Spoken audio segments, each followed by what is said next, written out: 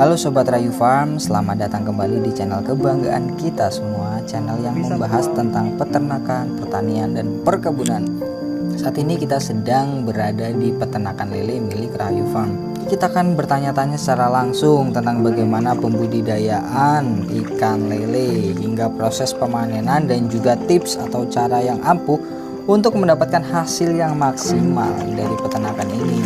Sebelum masuk ke videonya, bagi yang belum subscribe bisa subscribe dulu channel kesayangan kita ini, dan jangan lupa nyalakan lonceng supaya tidak ketinggalan update video-video menarik dan tentunya menambah wawasan untuk kita semua. Langsung saja kita ke narasumber yang akan berbagi dengan kita kali ini. Kita kan udah bahas tentang pemotongan ayam, bagaimana pemotongan ayam prosesnya sampai siap jual ke pasaran. Pemotongan itu kan ada limbahnya kan ya. Limbahnya itu kayak usus-ususnya, yang bagian ususnya yang dibuang, tapi kan nggak dibuang, digunakan untuk pakan lele ya kan. Nah kemarin kan udah dijelasin gitu. Nah sekarang gimana pembudayaan lele yang dimiliki oleh Nenek Sipar ini ya kan? Nenek lincah. Nenek Sipar ini ya akan menggunakan pakan dari limbah usus itu ya? Usus ayam. Jadi ayam yang itu kepake dijual.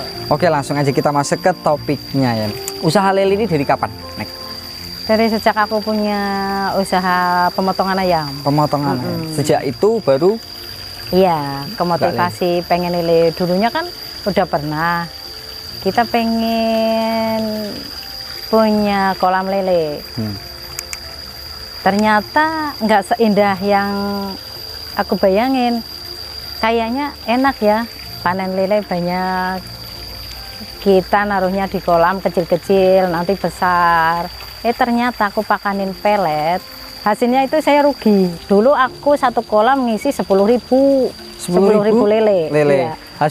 Hasilnya dibongkar itu cuma dapat berapa? Dulu aku modal 7 juta, baliknya cuma 4 juta. Loh. Peletnya itu habis berapa ya? Habis banyak banget, jadi nggak masuk. Berarti memang nggak masuk kalau pakai pakan itu ya. Mungkin kalau di video-video yang lainnya kan pada membahas kalau pakai pakan pelet sama apa tumbuhan apa namanya? Daun-daunan gitu kan lebih hasilnya lebih besar. Tapi di sini kita kayak bertolak belakang gitu. Nah, maksudnya kita punya versi lain dari video itu. Gitu. Jadi memang kalau di pakanan usus ya alhamdulillah, dari saya punya pemotongan ayam, terus limbahnya saya kesiniin. Saya kan nggak modalnya dari limbah. Bukannya nggak modal, bukannya nggak beli. Tapi lebih memanfaatkan. Iya. Lebih memanfaatkan yang nggak kepake, itu kita titipin ke lele. Panennya berapa bulan sekali? Panen itu nggak pasti loh Mas, nggak pasti.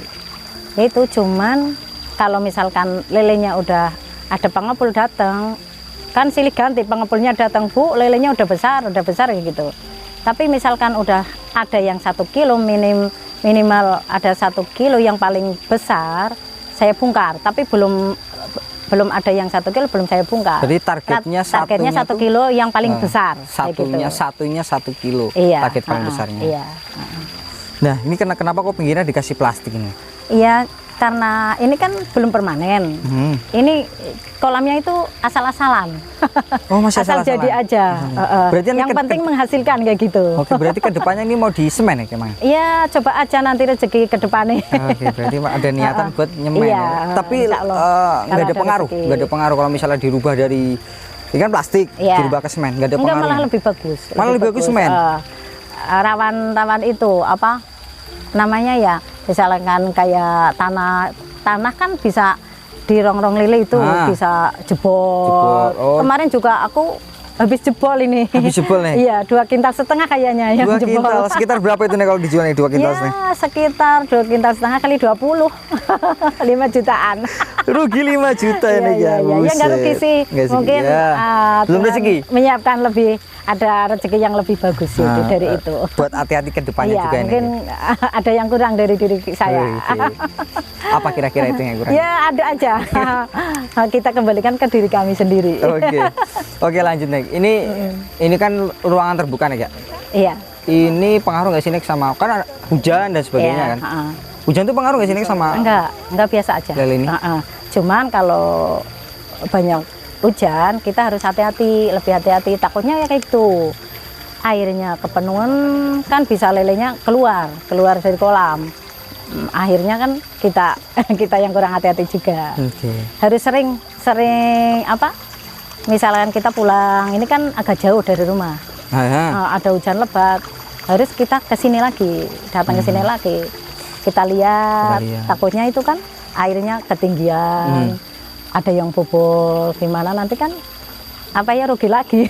Tapi rata-rata orang Banjar ini banyak banget yang melihara lele. Iya, rata-rata banyak kolam lele, banyak apa ya petani lele yang sukses di Banjarnegara. Iya.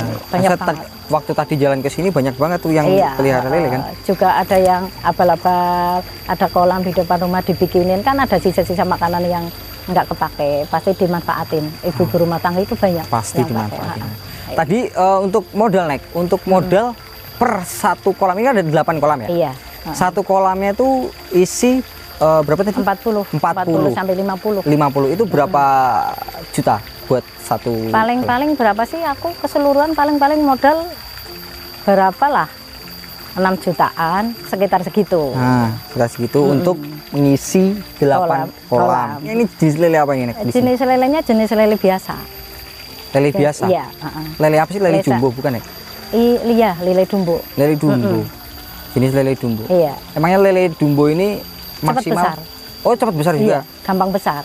Gampang besarnya? Iya. Ini kalau misalnya dibiarin sampai berapa bulan, misalnya itu kan targetnya 1 kilo 1 ekor itu kan targetnya 3 bulan, 4 bulan lah ya, 3 bulan 4 bulan. Kalau dibiarin lagi sampai 10 bulan dia bisa 2,5 kilo, 3 kilo. Oh bisa segitu. Iya, kalau 10 tapi bulan. gimana hitungannya? Lebih baik yang 1 kilo dipanen apa lebih besar lagi nih? Baik semua sih. Baik semua. Tergantung tinggal kebutuhan kita, iya. Oke. Tinggal kebutuhan kita. Ini airnya dari mana kalau untuk airnya ini? Ini dari saluran air desa. Di atas itu, saluran air desa masuk ke sini. Juga ini ada mata air sendiri. Ada mata air sendiri. Misalkan kita ada kemarau panjang, kita nggak kekurangan air karena ada mata air. Oh berarti nggak pernah mati memang nih? Enggak. Kalau mati nih airnya itu tiba-tiba mati, nggak mungkin ya? Nggak pernah. Belum pernah. Selama aku bikin kolam di sini belum pernah mati. Kalau kerugian mungkin kerugiannya di bagian mana nih? Bagian itu bobol kadang-kadang. Ya. Oh karena Pak masih pakai plastik sering bobol. Iya. Larinya keluar, akhirnya lari ke kolam-kolam. Ya, kolam-kolam lain. Kolam yang besar, saluran air. Saluran air. Mungkin ke kolam-kolam lainnya.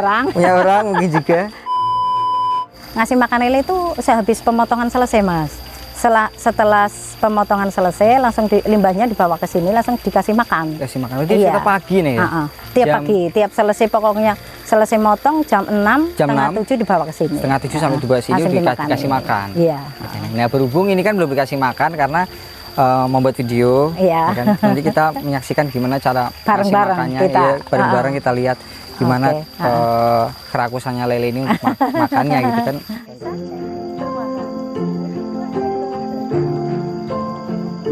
Bisa termal.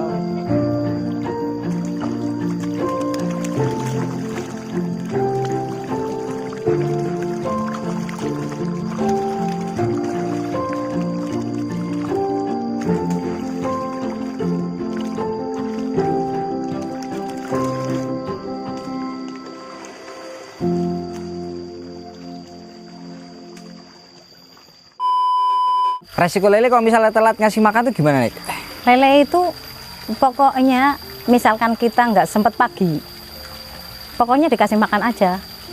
Lele itu tahan hidup. Tahan hidup. Dia pun nggak pakai air, misalkan seharian nggak pakai air juga masih kuat. Masih kuat. Iya. Pokoknya ada dikit air gitu. Berarti kalau buat telat ngasih makan mungkin satu hari.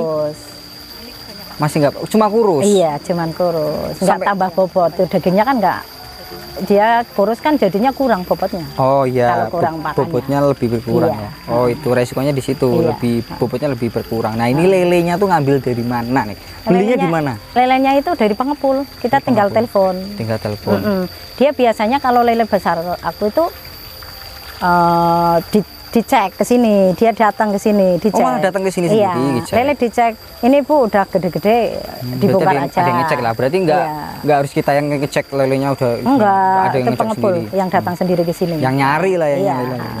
Buat dipasarin. Nah, ini setelah panen ini, misalnya dipanen udah 3 bulan, 4 bulan ini mau dipanen kan? Iya. Kemarin kan kita sebelum ini kan udah bikin video soal panen lele. Nanti gue bakal selipin di situ. Panennya kayak gimana, besarnya seberapa, emang asik banget. Dan ini dijual kemana itu, Nek?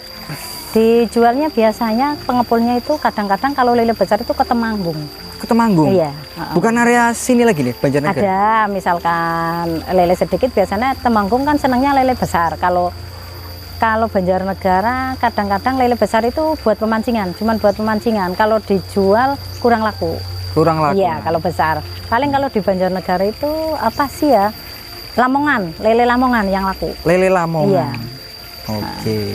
Buat lele Lamongan bisa. Tapi ada kan Nek, orang yang biasanya kesini terus kan ini kan ada kolam lele kan. Iya. Orang kesini bilang, Bu saya butuh lele sekian buat apa namanya, buat ada acara apa itu tetap dikasih juga? Kasih. Tetap ya? Kasih, ya. Tadi panennya udah per 3 bulan sekali ya? Iya, 3 bulan 4 bulan. Untuk keuntungan terus dalam jangka waktu 4 bulan 3 bulan 4 bulan Nek, itu bisa sampai berapa nih? Ya kisaran misalkan kayak modal kita 4 juta sampai 6 juta, kadang-kadang dapat 12 juta, kadang-kadang dapat 15 juta. Nggak pasti, nggak tentu, tergantung pakan.